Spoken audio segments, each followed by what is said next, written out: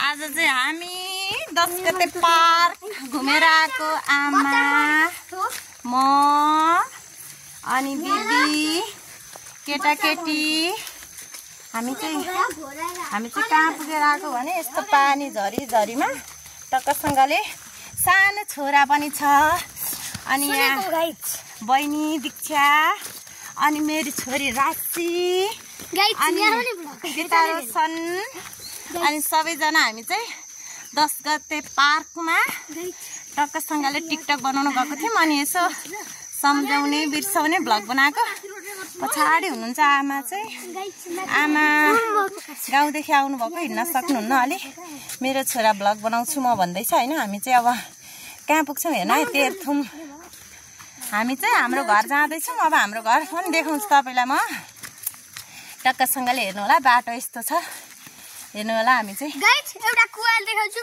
त्यहाँ चाहिँ एउटा बच्चा मर राखेको छ अनि घोडा पनि कहाँ मरेको छ मलाई थाहा छैन हो अनि यो बाटोमा चाहिँ एउटा सबैभन्दा नौलो कुरा यो काँडा छ यसले चाहिँ पहिला हामी नाक पनि छेड्थ्यौँ कान पनि छेड्थ्यौँ यो काँडाले चाहिँ अनि यहाँ चाहिँ आमा दिदी हुनुहुन्छ आमा दिदी अनि हामी चाहिँ यस्तो बाटो ओडा कुना काप्चा बाटो हेर्नु न कस्तो छ अब यहाँ चाहिँ एउटा नौलो कुरा यो तेह्रथुम पुग्ने बेलामा चाहिँ म तपाईहरुलाई के देखाउँछु भने तेह्रथुम पुग्ने बेलामा आज भन्दा कति वर्ष अगाडि अब यहाँ हेर्नु न सानो छोराले म भन्छु भन्दैछ तर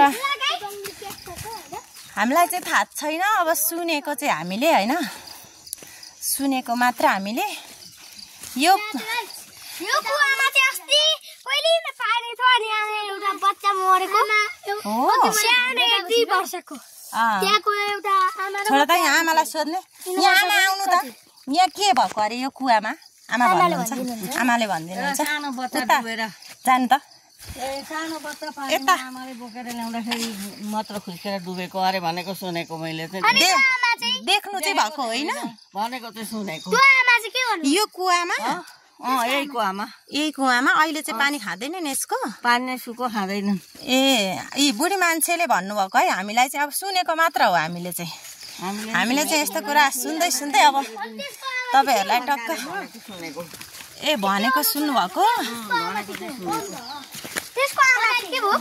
आमा आज छोरीहरुसँग यसो बाटोमा हिँड्दा कस्तो लागिराखेको छ आमा बोल्नु भयो हजुर गल्यो बुढी मान्छे होइन हो त अनि यो बाटो पहिला तपाईहरुलाई कस्तो लाग्थ्यो यो बाटो त तपाईहरु पहिला आजभन्दा 15 वर्ष अगाडि त मजाले हिँड्नु भएको बाटो होइन यो के गर्न आउनुहुन्थ्यो यो तेह्रथुम चाहिँ नुन तेल मर मसला किन्न आउँथे टाढा यो तेह्रथुम बजार चाहिँ तपाईहरु यो बाटो बिहान आएर बेलुका फर्किसक्नुहुन्थ्यो फर्किन्थ्यौँ घरमा बास बस्तीमा थियौँ उहाँ गाउँदेखि चाहिँ इसिबु होइन इसिबु गाउँदेखि चाहिँ कति बजी हिँड्नुहुन्थ्यो त बिहान 6 बजी हिँडेर तेह्रथुम चाहिँ कति बजी आइपुग्नुहुन्थ्यो 10 बजी अनि त्यति बेला त गाउँमा केही थिएन होइन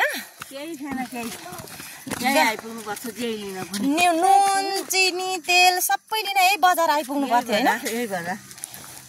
अनि फर्केर कहाँ बास बस्नुहुन्थ्यो नि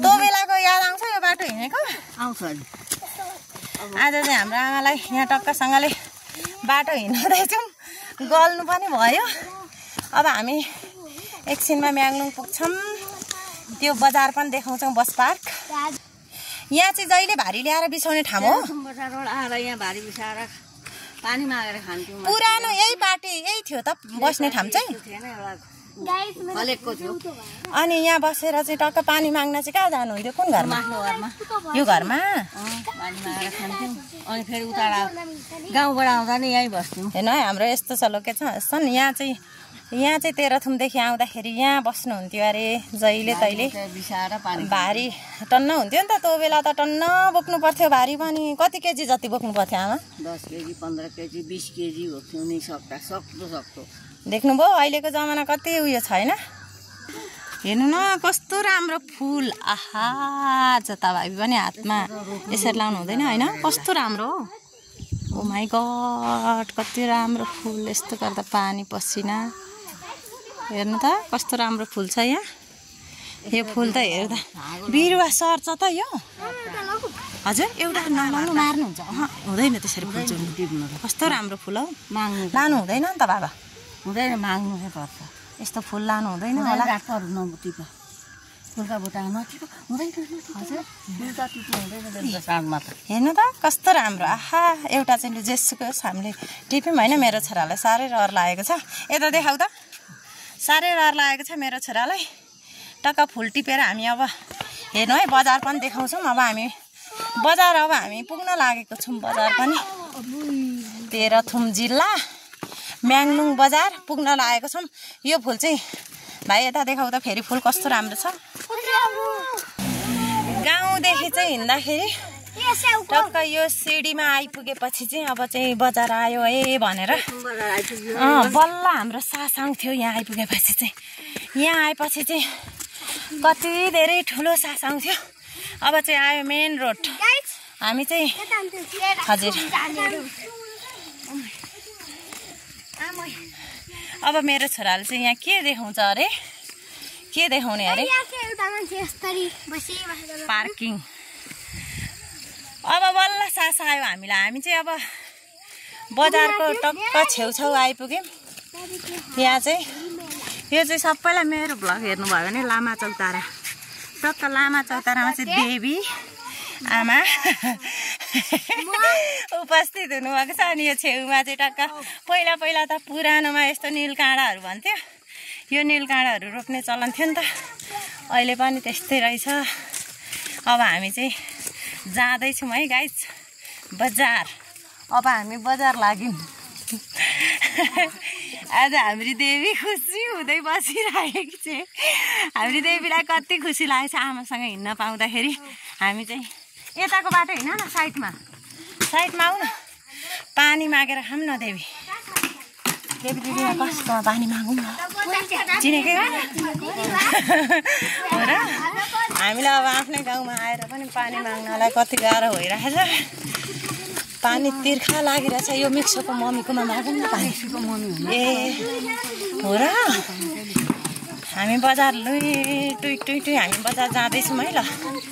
बजार टक्क कसकोमा दिदी हामीलाई साह्रै तिर्खा लाग्यो पानी दिनु न।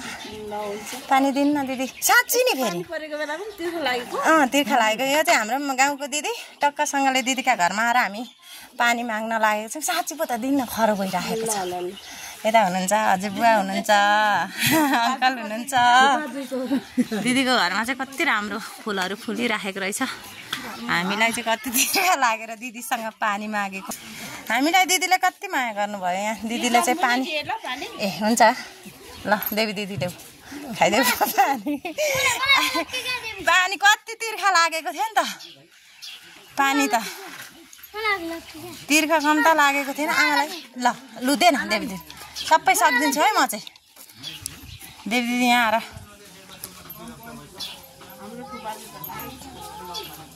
भ्लग भनेपछि होइन के भयो त होइन पछि छ नि भ्लग। हजुर बुवा हाँस्दै हुनुहुन्छ है। अब भ्लग भनेको त के हो त अनि टक्क यहाँ पानी लाग्यो। देवी दिदी म पानी खाने देवी।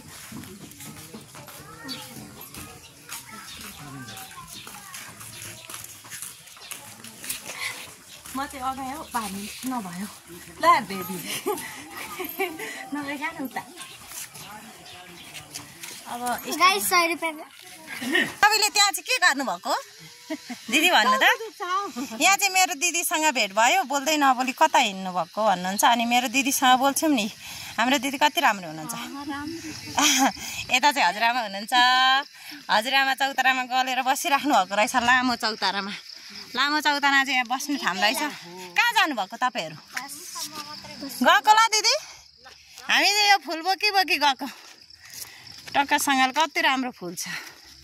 त्यसरी अब हामी चाहिँ बजार पुग्न लाग्यौँ बस पार्कमा। मेरो छोराको चाहिँ स्टाइल हेर्नु न। यो कानमा सिउरिने बानी कसले सिकायो भाइलाई?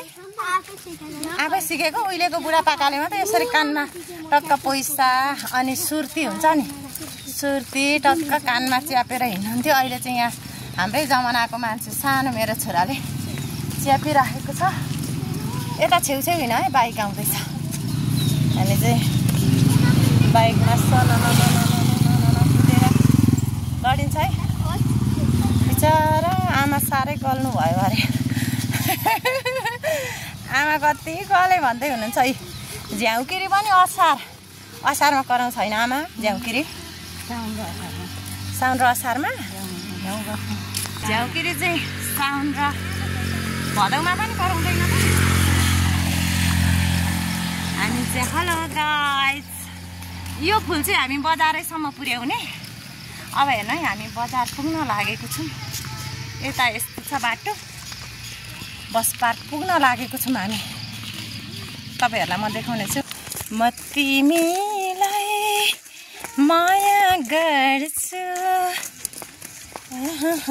चाहिँदैन।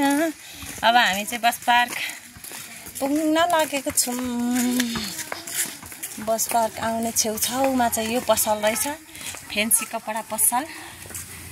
यहाँ चाहिँ कपडा पसल रहेछ। हामी चाहिँ साथीको घरभित्र पसेको, कोही नभएर हामी चाहिँ पुरै बाहिर गयौँ। तिम्रो मम्मी खोज्दै आएको, मम्मी भेट्यो न त नानी? नानी नबोलाइदेऊ बाबा, पर्दैन पर्दैन। साथी खोज्न गएको, साथी त भित्र कता गायब। त्यही भएर हामी चाहिँ फेरि निक्लेर आफ्नै घरतिर लाग्यौँ। अब घर आइपुग्न आँट्यो हामी। अब चाहिँ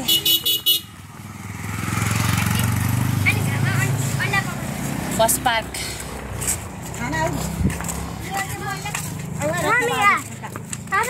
यो फुल चाहिँ घरमै राख्यो। हजुर हेर्नु है, हाम्रो bus park Terhathum Myanglung bus park आइपुग्यौँ। अब बस पार्कदेखि हाम्रो घर चाहिँ, हाम्रो घरको फुल लोकेसन देखाउँछु तपाईँहरूलाई म, तपाईँहरूलाई म। होइन भाइ, हामी कहाँ आइपुग्यौँ भन् त भाइ? म्याङलुङ बजार, म्याङलुङको बस पार्क। बस पार्कमा आएपछि त कस्तो आनन्द, हेर्नु न। फुल पनि बस्न छरिदेऊ बस्न छरिदेऊ। ए हाम्रो म्याङलुङ बजार बस स्ट्यान्ड आइपुग्यौँ हामी चाहिँ। बस स्ट्यान्डमा आइपुगेर बस स्ट्यान्डमा आइपुगेपछि हाम्रो पसल, हाम्रो घर, हाम्रो बस पार्क चाहिँ तपाईँ हेर्न सक्नुहुन्छ। हाम्रो बस पार्क चाहिँ टक्कसँगले यस्तो छ। हाम्रो बस पार्क देख्न सक्नुहुन्छ। यहाँ दिदी देख्न सक्नुहुन्छ, यहाँ आमा देख्न सक्नुहुन्छ। बस पार्कमा आइसक्यो हाम्रो पसल। यहाँ चाहिँ हाम्रो लिखुर्के भिनाजु हुनुहुन्छ। हाम्रो लिखुर्के भिनाजु हुनुहुन्छ। हामी चाहिँ ठ्याक्कै लोकेसन, हामी चाहिँ आइपुग्यौँ हाम्रो घर। हाम्रो घर चाहिँ ठ्याक्कै यहाँ हो। अब हाम्रो घर चाहिँ खोलेको छैन। ल आजको हाम्रो न्यू भ्लग चाहिँ पुरा भइसकेको छ। अब भोलि अर्को पार्ट